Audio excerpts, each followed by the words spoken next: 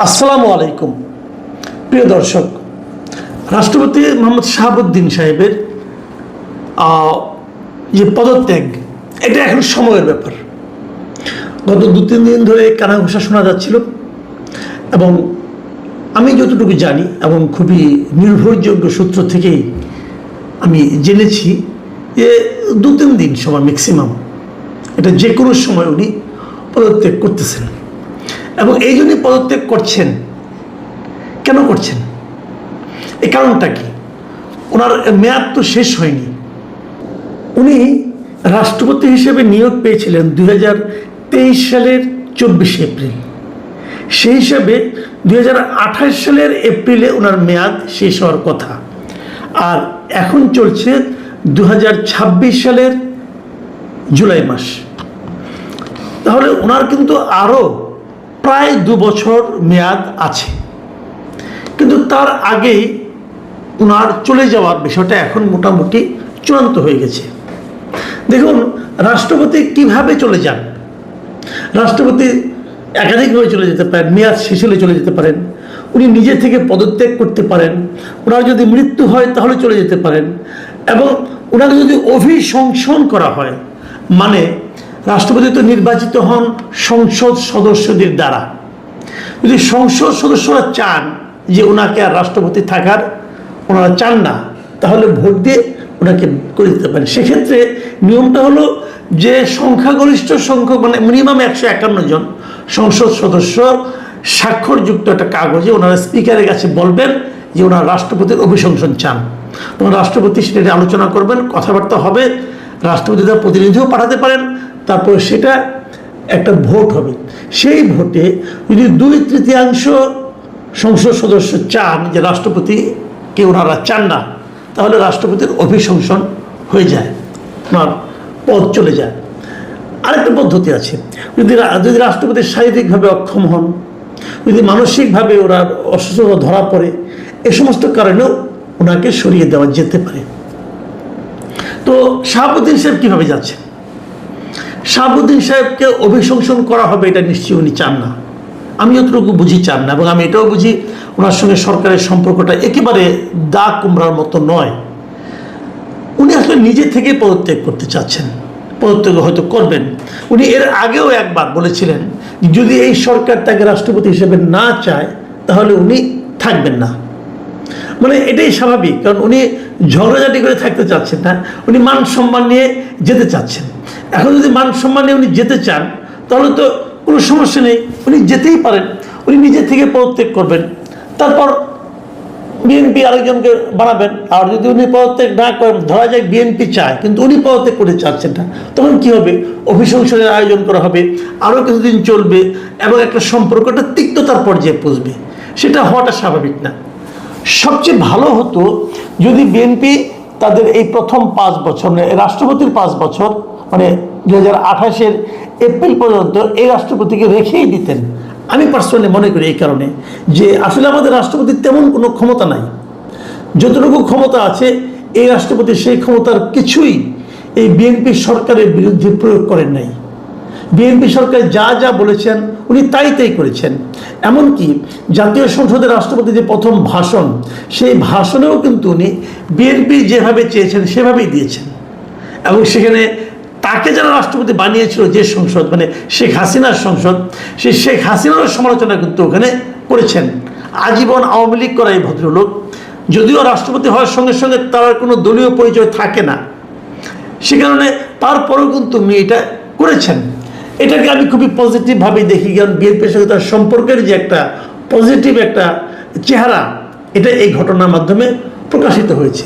সে কারণে আমার ধারণা ছিল যে বিএনপি ওনাকে রেখেই ওনার মেয়াদকালটা পূর্ণ করতে দিবেন। এতে বরং বিএনপির উদারতার একটা প্রমাণ আসত। বিএনপি যে আসলে একটা গণতান্ত্রিক ধারা অব্যাহত রাখতে চায় সেটা এখানে প্রমাণিত হতো। বিদেশে অনেক উদাহরণ আছে, যেমন আমি একটা ছোট্ট উদাহরণ দিয়ে বলি যে ভারতে কংগ্রেসের সর্বশেষ রাষ্ট্রপতি ছিলেন প্রণব মুখার্জি। 2014 সালে যখন নাকি বিজেপি গভর্নমেন্ট আসে, তখনও কিন্তু প্রণব মুখার্জির মেয়াদ শেষ হয় নাই। প্রণব মুখার্জি বিজেপি আসার পরেও আরও 2-3 বছর উনি ছিলেন এবং উনি ওনার মেয়াদ পূর্ণ করেই গেছেন। ওনাকে চাইলে কি বিজেপি অপসারণ করতে পারতো না? পারতো। ওনাকে ওই যে চাপ দিত, প্রণব মুখার্জি নিজেও চলে যেতেন, কিন্তু তার কিছুই করেননি। বিজেপি ওনার সঙ্গেই সংসার করেছেন বলবো আর কি। এবং উনিও বিজেপিকে বিব্রত করার মতো তেমন কিছু করেননি, কারণ রাষ্ট্রপতির পদটা হয় সাধারণত অরাজনৈতিক। অরাজনৈতিক এই অর্থে তিনি যে দলই করুক না কেন, যেই মুহূর্তে উনি রাষ্ট্রপতি হবেন সেই মুহূর্তে উনি দলের সঙ্গে সম্পূর্ণ সম্পর্ক সম্পূর্ণ ছিন্ন করে তারপরে এখানে আসবেন। এটাই নিয়ম, বাংলাদেশেও এটাই নিয়ম। তো সেই হিসাবে শাহাবুদ্দিন সাহেব একজন অরাজনৈতিক ব্যক্তি। কিন্তু আমরা দেখলাম যে বছর না পেরোতে, মানে 6 মাস পার না হতেই বিএনপি ওনাকে আর সহ্য করতে পারছেন না। কেন পাচ্ছেন না? যতটুকু আমি জেনেছি বিভিন্ন সোর্স থেকে, অনেকগুলি কারণ আছে। মূল যে কারণটা আমি মনে করি সেটা আমি একটু পরে বলছি, আমি ছোট কারণগুলো আগে বলি। বিএনপির দলের মধ্যে ওনাকে নিয়ে আপত্তি উঠেছে। তারা আর চাচ্ছেন না যে শাহাবুদ্দিন সাহেব রাষ্ট্রপতি হিসেবে কন্টিনিউ করুক, যে কারণে দলের যিনি মানে চেয়ারপারসন আছেন তিনিও দলের যারা সংখ্যাগরিষ্ঠ মতামত যেগুলো আছে সেই মতামতকে অনার করতে চাচ্ছেন। এটা একটা বিষয়। বিএনপির অনেক কেন্দ্রীয় নেতা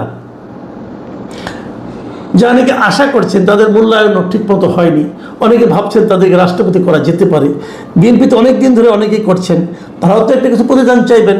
তো সেখান থেকেও রাষ্ট্রপতি পদের জন্য কিছু প্রার্থী আছেন, তারাও ভাবছেন যে এই রাষ্ট্রপতি থাকলে তো আমি আরও 2 বছর আমাদের কোনো চান্স নাই, ওই চান্সটা ওনারা নিতে চাচ্ছেন। আরেকটা কথা যেটা শুনেছি সেটা হলো যে জামায়াতে ইসলামও নাকি এই রাষ্ট্রপতি কন্টিনিউ করুক এটা চায় না। এটা তো তারা অনেক আগের থেকে চায় না। জামাত এনসিপি অনেক দিন ধরে তারা চায় না। এনসিপি তো রীতিমতো আন্দোলন বন্ধ করেছিল রাষ্ট্রপতিকে নামিয়ে দেওয়ার জন্য অন্তর্বর্তীকালীন সরকারের সময়, সেটা সম্ভব হয়নি বিএনপির কারণে। তো কোনো পলিটিক্যাল পার্টি ওনাকে রাষ্ট্রপতি হিসেবে থাকুক এটা চায় না। যেমন বিএনপি বিশেষ করে তারেক রহমান চাইতেন বলে উনি এতদিন ছিলেন। এখন যদি রাষ্ট্রপতি পদত্যাগ করেন তাহলে উনি কী কারণ দেখিয়ে পদত্যাগ করবেন? যেহেতু শুনেছি যে উনি নিজের স্বাস্থ্যগত কারণ দেখিয়ে পদত্যাগ করবেন। স্বাস্থ্যগত কারণটা কী হতে পারে? আপনারা মনে করতে পারবেন যে এ বছরের মে মাসের 9 তারিখে উনি লন্ডন গিয়েছিলেন ওনার চিকিৎসার জন্য। লন্ডনে যে লন্ডনের কেমব্রিজের রয়্যাল পেপওয়ার্থ হাসপাতালে ওনার স্বাস্থ্য পরীক্ষা হয়েছে, অ্যাঞ্জিওগ্রাম করা হয়েছে এবং সেখানে তার হৃৎপিণ্ডে ব্লক ধরা পড়েছে এবং ব্লক ধরার পর সেখানে অ্যাঞ্জিওপ্লাস্টি করা হয়েছে, মানে স্টেন্ট বসানো হয়েছে। এটা কি চিকিৎসা তো ওনার হয়েছে হার্টের। কিন্তু এই হার্টের চিকিৎসার বাইরেও ওনার আরও কিছু রোগ আছে বলে আমি জানতে পেরেছি এবং ওনাদের মানে খুব ঘনিষ্ঠ কিছু লোকের কাছ থেকে আমি জেনেছি যে ওনার এই মুহূর্তে যে রোগটা নিয়ে উনি খুব বিব্রতকর অবস্থা আছেন সেটা হলো অটোনমিক নিউরোপ্যাথি বলে এই রোগটাকে। এই অটোনমিক নিউরোপ্যাথি হলো মানে নিউরোলজিক্যাল একটা রোগ। ওনার শরীর মাঝে মাঝে খুব কাঁপতে থাকে এবং উনি মাঝে মাঝে অনেক অচেতনও হয়ে যান। এটা যে হয়ে যান এটা আমি ওনার কাছ থেকেও জেনেছি একবার। কিছু কিছু সময় ডিমনেশিয়ার মতো প্রভাব ওনার পড়ে, উনি কিছু ভুলে টুলে যান। তো এরকম একটা শারীরিক অবস্থা কিন্তু ওনার আছে। এই শারীরিক অবস্থা নিয়ে উনি যে খুব একটা স্বাচ্ছন্দ্য বোধ করছেন তাও নয়। লন্ডন গিয়েছিলেন চিকিৎসার জন্য, সেটা তো হার্টের চিকিৎসা হয়েছে এবং সেই যাওয়া নিয়েও আমি যতটুকু শুনেছি সরকারি দলের মধ্যে এক ধরনের কানাঘুষা যে কেন এত টাকা খরচ করে লন্ডন যেতে হলো, অ্যাঞ্জিওপ্লাস্টি তো আমাদের দেশেও করা যায়। তো এটা নিয়ে উনি বিব্রত যে উনি রাষ্ট্রপতি হিসেবে গিয়েছেন, সেটা নিয়ে কানাঘুষা হচ্ছে, ওনার জন্য তো বিব্রতকর।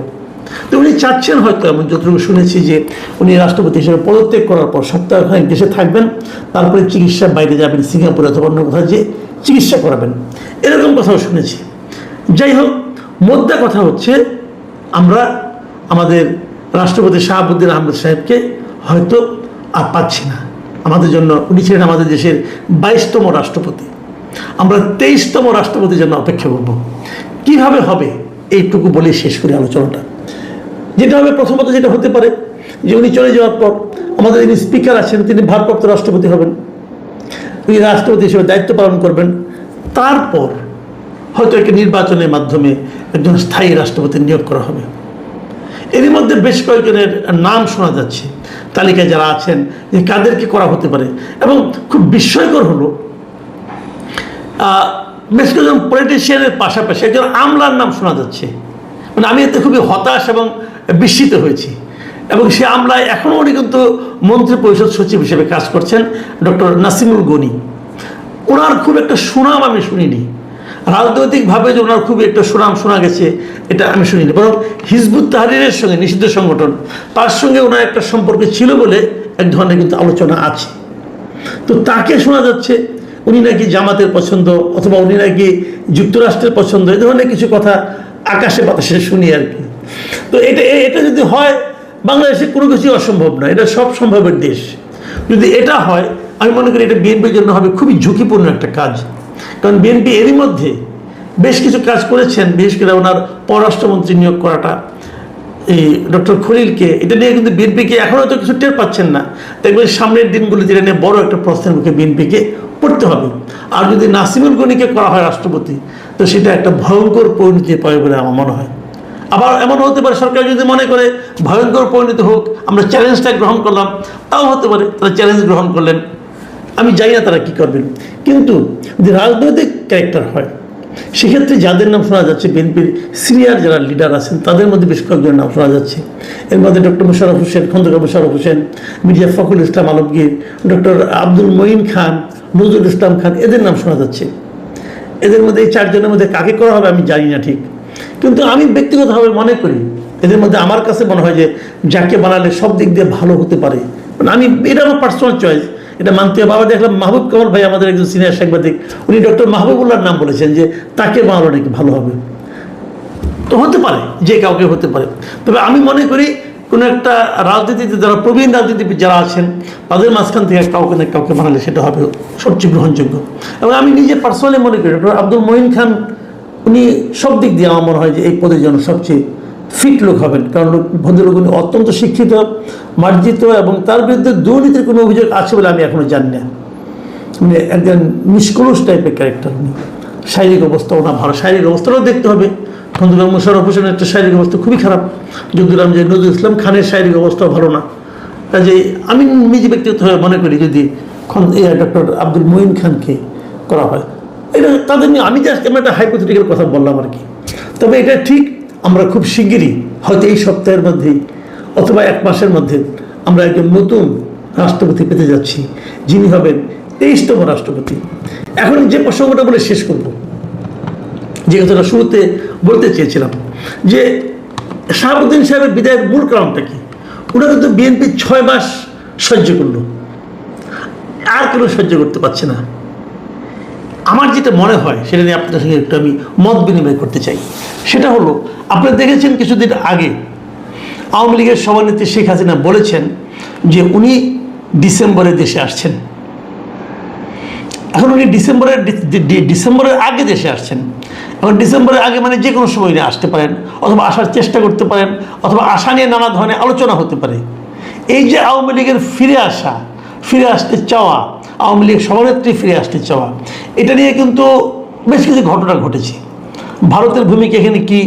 ভারত হঠাৎ করে কেনই বা তাদের অত্যন্ত প্রভাবশালী একজন মন্ত্রীকে আমাদের এখানে হাই কমিশনার করে পাঠালেন, মিস্টার দীনেশ ত্রিবেদীকে, সেটা নিয়েও এখানে আলোচনা হচ্ছে। এই সমস্ত আলোচনার মধ্যে যতদূর আমি শুনতে পেরেছি, জানতে পেরেছি, যে বিএনপি প্রেসিডেন্ট হিসেবে শাহাবুদ্দিন সাহেবকে নিয়ে আর ঝুঁকি নিতে চাচ্ছেন না। উনি মনে করছেন যে ওই আশার সঙ্গে উনি যদি প্রেসিডেন্ট হিসেবে যখন থাকেন, তখন এই ব্যাপারটা সব মিলিয়ে বিএনপির জন্য একটু ঝুঁকিপূর্ণ হতে পারে। তাহলে কি শেখ হাসিনার সেই ঘোষণা, সেটাই শাহাবুদ্দিন সাহেবের বিদায়ের জন্য মূল কারণ হয়ে দাঁড়ালো? আমরা বলতে পারবো না, কারণ এগুলি কোনো প্রমাণ নেই। তবে আলোচনাটা কিন্তু এভাবে অগ্রসর হতে থাকবে। প্রিয় দর্শক, যেটাই ঘটুক আমরা অপেক্ষা করি। কিন্তু আমি ব্যক্তিগতভাবে আগেই বলেছি যে গণতান্ত্রিক ধারা অব্যাহত রাখাটাই সবার জন্য সম্মানজনক হতে পারত।